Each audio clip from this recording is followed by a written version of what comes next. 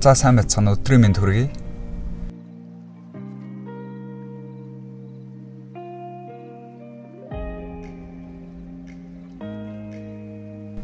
За тэгэхээр би мэргэсэндээ тэнцсэн байна. 82 оноогоор тэнцсэн байсан. Тэгээд 80 оноос дээш үжиж тэнцдэг.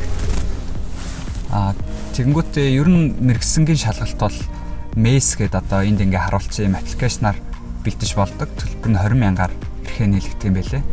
За тэгэнгүүт тэр тийшээ оронгууд одоо архитектурын эзлэгүүн төлөвлөлтийн хэсэгт гэвэл 302 тест байдаг. Тэрэн дундаас рандомоор дурын 40 тест нь шалгалтанд ирдэг. Тэрэн дээр 32-т нь буюу бас 80%-аас дээшээ зөв хариулж тэнцэнэ. За тэгэнгүүт тэрний дараа нь болохоор маргааш нь 5 цагийн турш гараараа өгсөн даалгаврыг зурх хэрэгтэй байгаа. Би тэгээд айгүй азтай энэ удаагийн шалгалт болохоор амны орон сууц байсан. 150-аас 250 м2 талбайтай. За тэгээд ич бүрдэл нь болохоор мэдээч хэрэг байгуулалтууд, нүүр талууд, огтлууд, за тэгээд перспектив, инженерийн шугам сүлжээний тайлбар бичиг, ерөнхий тайлбар бичиг гэсэн ийм ич бүрдлүүдтэй байсан. За энэ нь болохоор бас адилхан 80%-аас дээшээ ээжээс тэнцсэн. Тэгэхээр би тестэн дээрээ 83 аваад ур чадвар дээр болохоор 81 авсан гэдэг чинь ингээ 82-оор тэнцэж байгаа. Энд чинь бол ингээд айгүй азтай яг ам болцсон тэнцсэн байгаа юм л да. Тэгээд тамга нь болохоор 1 юм уу 2 сарын дараа хэвлэгдэх юм байлээ. За тиймэрхүү.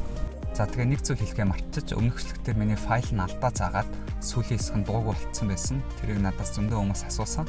За тэгэхээр тэрийг би одоо янзлаад энд оруулчих. За тэгээд дараагийн бичлэгээрээ дахин уулзцгаая. За өдрийн мэнд шалгалтаа өгч гараад ирлээ. Уул нь бол 10 цагаас эхлээд 3 цагт дуусах хэрэгтэй байсан. Гэхдээ одоо 1 цаг 40 минут болж байна. Ер нь бол би 5 цагаас 3 цаг 30 минутанд хийж гараад ирлээ. Яагаад тэгсэн бэ гэхээр амар яарад яг бодсноо яг хийгээдсэн чинь яг 3 цаг гарсан болол бодсон юм аяга дуусчлаа. Тэгээд бодлоо илүү суугаад гэлтэй янз юм хийгээд бодоод явах уу гэж одоо гараад ирлээ. Яг зүйл тэр үз. Нот тэрхээс юу болох нь харцгаая.